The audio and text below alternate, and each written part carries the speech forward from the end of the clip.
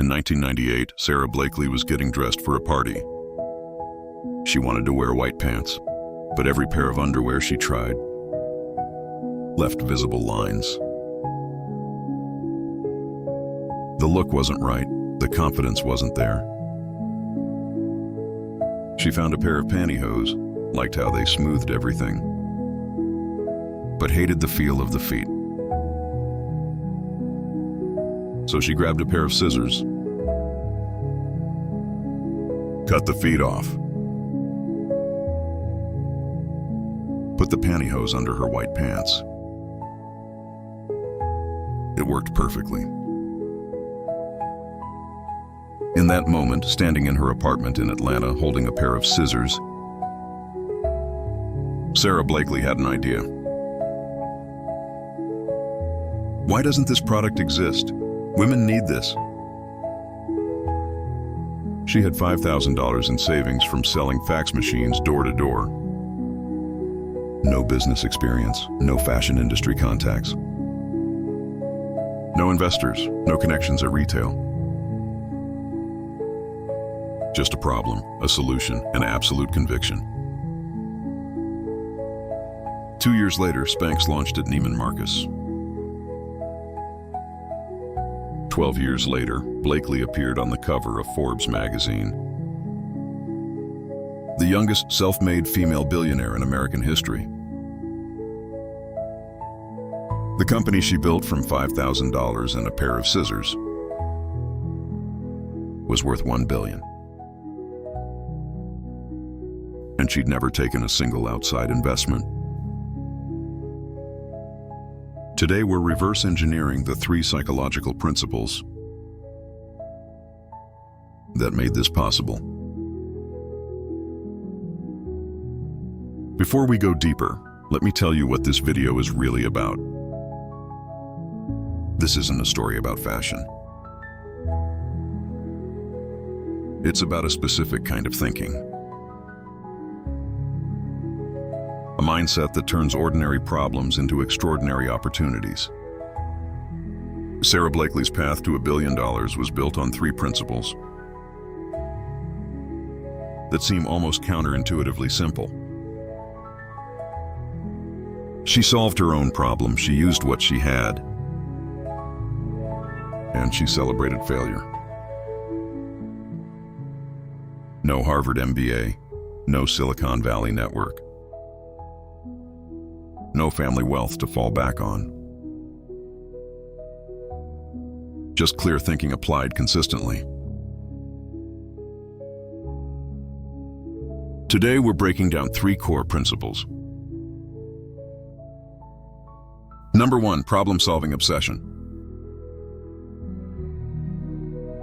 Why solving a problem you personally experience is the most powerful foundation for a business. Number 2, resourcefulness over resources. How Blakely built a $1 billion company using only what she had. And number 3, failure celebration. The dinner table ritual that completely rewired her relationship with failure. Let's start with the principle that started everything. Problem-solving obsession. Most aspiring entrepreneurs search for business ideas. They read articles about trending markets. They look for industry gaps. They try to predict what will be popular in 3 years. Sara Blakely never did any of that. She solved her own problem, a specific, personal, frustrating problem. And that's the difference. When you solve a problem you personally experience, you have 3 advantages no market research can provide. First, you understand the problem deeply, not from surveys or data. From feeling it yourself every day with genuine frustration. Second, you know exactly what a good solution looks like. because you're the customer. Third, you're obsessed with solving it. Not because the market analysis says it's a $50 billion opportunity, because you personally need this solved. But here's the crucial step most people miss. Blakely didn't stop at her own experience. She validated it ruthlessly. She called every woman she knew. Do you have this problem? The answer was almost universally yes. She went to stores and watched how women shopped for hosiery. She saw the frustration in real time. The pattern was undeniable. This problem was universal. Millions of women shared her frustration exactly. And no existing product solved it well. This is problem-solving obsession. Start with your own genuine frustration. Verify that others share it. If they do, you have the foundation of a business. There's another dimension that Blakely embodies. The refusal to accept that's just how it is. She drove to North Carolina, the hosiery capital of the U.S. Every manufacturer told her, that's not how hosiery is made. The feet are essential. It won't work. Blakely's response, I understand that's how you've made it. But functionally, why can't we make it this way? She kept asking until she found one manufacturer, a father of daughters, who said, my daughters think this is a great idea, let me try. That manufacturer made the original Spanx prototype. Problem-solving obsession means refusing to accept impossible until you understand exactly why it's impossible. And often, when you understand why, you find it isn't. Which brings us to her second principle, resourcefulness over resources. Sara Blakely had $5,000. That's not a lot of money to start a company, even in 1998. No manufacturing relationships, no fashion industry contacts, no retail connections, no marketing budget. What she had, a working prototype, genuine conviction, and extraordinary resourcefulness. Resourcefulness, the ability to make things happen with what you have, is not the same as having resources. Limited resources force creativity that abundance never would. Here's what she did with what she had. First, she wrote her own patent without a lawyer. Patent attorneys quoted her $3,000 to $5,000, her entire budget. She couldn't afford it. So she went to the library, read books on patent law, wrote the patent herself,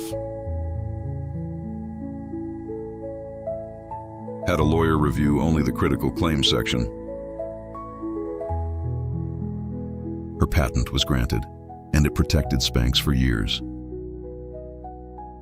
Most people would have said, I can't afford this, I can't start. Blakely said, how do I get what I need with what I have? Second, she created the packaging herself. She drove to a bookstore, bought books on packaging design,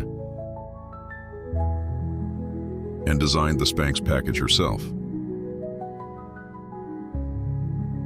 The red packaging, the whimsical font, the friendly, funny copy. All of it, Blakely at her kitchen table. In an industry of beige clinical packaging, Spanx looked fun and different.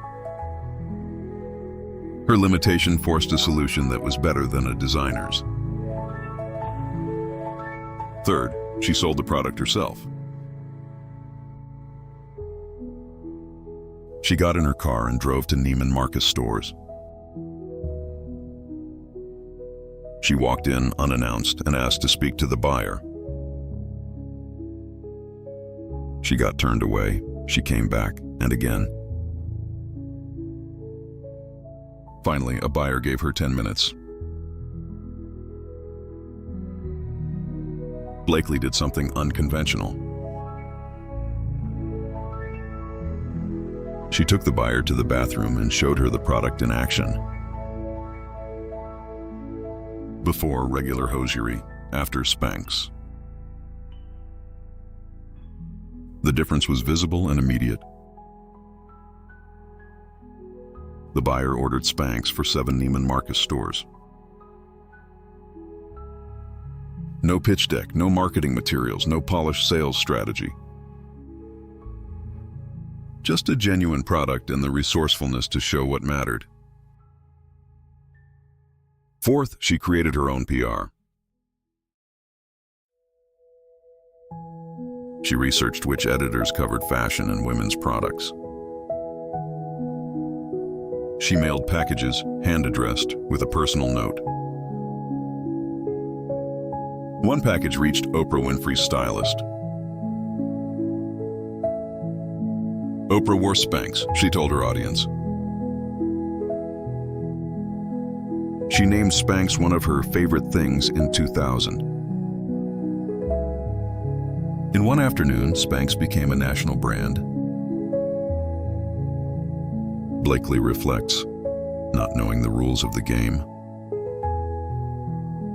was the greatest advantage I had. I didn't know what I wasn't supposed to do. So I just did what made sense. Ignorance of convention was her competitive advantage. The framework. First, list everything you think you need to start. Ask, which of these are truly necessary and which are just conventional? Second, for each resource you lack, ask, how could I achieve the same outcome with what I actually have right now? Third, embrace constraints as creative challenges. The limitation is not the obstacle, it's the prompt.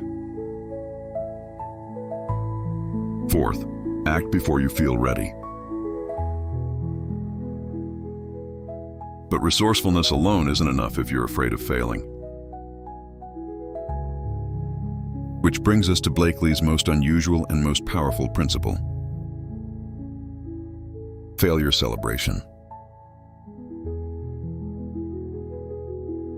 Every Friday night when Sara Blakely was growing up, her father asked the same question at the dinner table. Not what did you accomplish this week? Not what are your grades? He asked, what did you fail at this week? And if Sara and her brother had nothing to report, if they hadn't failed at anything, he was disappointed. Because if you weren't failing, you weren't trying hard enough. You weren't pushing your limits. You weren't growing. So Sara and her brother would compete to have the most interesting failures. They bragged about their failures. They analyzed them. They laughed. And then their father would say, "Good. What did you learn?" This dinner table ritual completely rewired Blakely's relationship with failure. For most people, failure is shameful. It means you should stop. For Blakely, failure meant you were in the game. You were trying, you were learning. Let me show you how this played out in building Spanx. Blakely was rejected, constantly, consistently. Every hosiery manufacturer said no except one. Every department store initially rejected her. A person with a normal relationship to failure would have interpreted this as evidence the idea wasn't viable. Blakely had a different interpretation. Rejection wasn't evidence of a bad idea, it was data. What can I learn from this no? How can I adjust my approach? What am I missing? This reframe, from rejection as verdict to rejection as feedback, kept her moving forward when conventional wisdom said stop. The psychological depth here is profound. Most fear of failure is actually fear of judgment. Blakely's father dismantled that story before it could take root. Failure was celebrated, which meant failure was safe. Which meant taking risks was safe, which meant growth was possible. She extended this philosophy to her team at Spanx. She created an award, literally a trophy, for the best failure of the year. The employee who tried the most ambitious thing and failed most instructively won recognition and reward. She was building an organization where intelligent risk-taking was valued over safe mediocrity. Blakely says, failure is not the outcome, failure is not trying. Don't be attached to the outcome, be attached to the process. Now let's make all of this practical. Five actions for this week. Action 1. The problem inventory. Spend 20 minutes writing down every frustration you personally experience. Then ask, if this were solved perfectly, would others benefit too? Action 2. The resource audit. For a project you've been postponing, list what you think you need. Then ask, what's the minimum viable version? What can I build right now? Action 3. The constraint reframe. Pick one constraint holding you back. Ask, what does this force me to do that I wouldn't otherwise? Action 4. Start your failure log. When something doesn't go as planned, write it down. What did you try? What happened? What's the lesson? Action 5. The dinner table question. At the end of each week, ask, what did I attempt that might not work? If you have nothing to report, that's the real failure. The compound effect. Solve problems you personally experience. You'll create things the world actually needs. Build with what you have. You'll develop resourcefulness money can't buy. Celebrate failure. You'll take more intelligent risks. More risks means more attempts. More attempts means more eventual success. Sara Blakely started Spanx in 1998 with $5,000 and no experience. She cold called manufacturers. She designed her own packaging. She walked unannounced into Neiman Marcus. She mailed samples to Oprah's team. She failed constantly. She kept going. In 2012, she was worth $1 billion. In 2021, she sold a majority stake in Spanx to Blackstone. As a celebration, she gave every employee $10,000 in cash and 2 first-class flights to anywhere in the world. 3 principles built this. Problem-solving obsession. Start with a genuine frustration. Solve it properly. Resourcefulness over resources. You don't need everything before you start. Constraints aren't obstacles. They're invitations to think differently. Failure celebration. Failure is not the opposite of success. It's the path to it. This concludes our Billionaire Psychology series.